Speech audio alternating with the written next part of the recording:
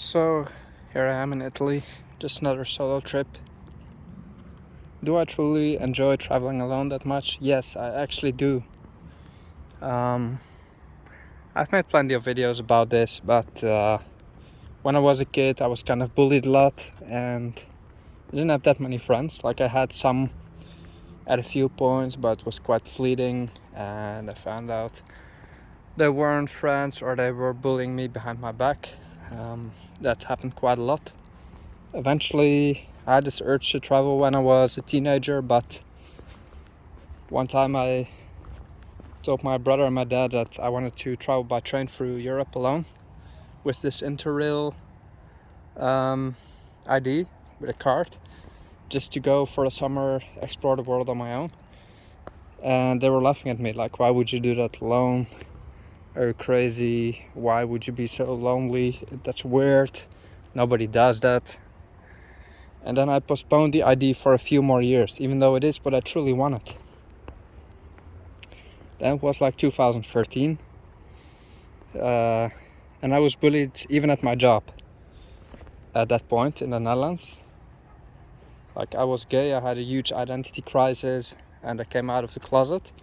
After that was basically fine, but before that people probably didn't truly know who or what I was, and I was kind of mysterious about it because I was bullied so much. I thought I can't be myself, but that became a self-fulfilling prophecy. And eventually I just said, no, fuck it, I'm gay. Can't help it anyway, there's nothing wrong with it. I was so insecure, and eventually I just ripped the band-aid off at age 20 or something. And then it was basically fine, but I still didn't have friends, truly, especially at that time. Even though my surroundings were very accepting of it. I thought, I'm going to travel alone. There's nothing stopping me, because I can sit and wait for friends or just go out and explore. Like, why not? And that's what I did. My first solo trip was to the Balkans. I flew to Belgrade in 2013 for a week or two, and I had a flight back from Skopje in Macedonia. What I did in between was check out Belgrade. Then I took a train to Montenegro, to the coast, was hanging out there, checked the capital, Podgorica. Then I went to Croatia, Dubrovnik, then Bosnia, then Kosovo. Quite a long journey. And then I ended up in Macedonia. It was my first true solo trip. I lost my virginity, at least, the gay one. And I started to get my life settled and started to do what I actually wanted to, without the approval of others. And at that point I found out that, well, I might have traveled alone because I didn't have a choice.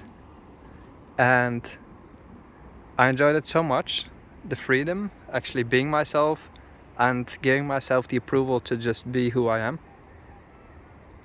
Might sound a bit melodramatic, but that's how it was. I had no identity left after all the bullying.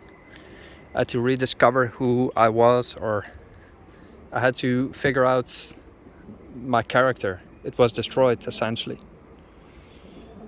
I love traveling alone so much that I kept doing it. And it was a true relief, because, as I said, first I traveled alone because I didn't have a choice. And then I started traveling alone because it became my choice. It was my prime choice. And I haven't looked back since. And the funny thing is that when you start to do what you actually want to, such as I did, which is travel alone, do whatever I want, have all the time to reflect, to go on hikes, to eat when I want, to sleep when I want, to have dates, to do whatever. Then I figured out that people actually started to look differently at me. Not that that matters, but they started to think, at least in my perception, oh, he's doing whatever he wants. That's pretty nice, I guess. And people started to ask me if they could join me on trips, because they thought, oh, he has a fun experience, he's doing cool stuff, I want to join. And then it might sound a bit weird, but I thought, do I actually want that? And I said no. Everyone who asks me to travel with me, I say no, I'm sorry. I am a solo traveler. That's what I do, that's what I like. Sorry. And I did travel with friends a few times. One time with a friend, I didn't enjoy it at all. It was a lot of tension, and I just figured out, no, I'm better off alone. Again, it might sound truly arrogant, but perhaps it's my character that I'm kind of a solo guy, at least in my free time. And only exceptions is one good friend I had, a girl, and my brother and my family. Then we can travel together. But apart from that, I really enjoy doing it solo. And it's a strange thing because I'm not a loner per se. I can work just great in teams. I'm fine with everyone, can socialize, but I like winging it alone, and I guess that is my strength. I haven't looked back since. And perhaps you might also have such things that you're insecure about, or you're not sure, or you think people perceive it as weird. But actually start doing it, and you'll find out that people didn't care in the first place. They just were mirroring themselves and their own insecurities, and that somehow got reflected on you, and you let it sink in without any good reason to. And you just should have reflected it back on them, or think that it wasn't about you in the first place. Nobody cares if you're alone, if you're gay, what your feelings are.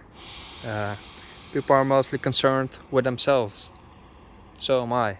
So don't worry too much about other people's approvals and opinions, because it never mattered in the first place. And I would say start doing what you want already before waiting for someone to join you. And if you start doing that, eventually you will find that people are willing to join you, but they were just waiting at the finish line